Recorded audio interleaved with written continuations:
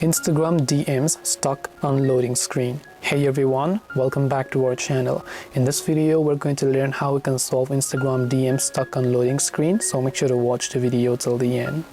If Instagram DMs is stuck on loading screen, first of all, long press the Instagram app icon, tap the I button to come to app info page. Then after you do that, go to storage, clear cache and make sure to clear the data. Remember that this process can't be done on iPhones, so for iPhone users, just uninstall and reinstall the app.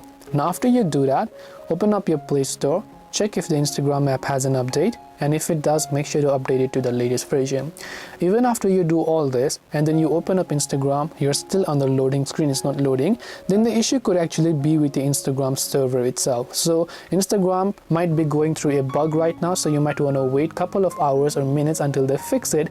Until then, an alternative solution would be, if you're using on Android, you can actually make sure to use the Instagram Lite version, right?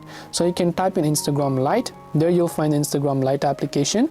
You can then install the Instagram Lite and log into your account, and you can use this temporarily until the normal Instagram apps gets fixed. So hope this video helped you.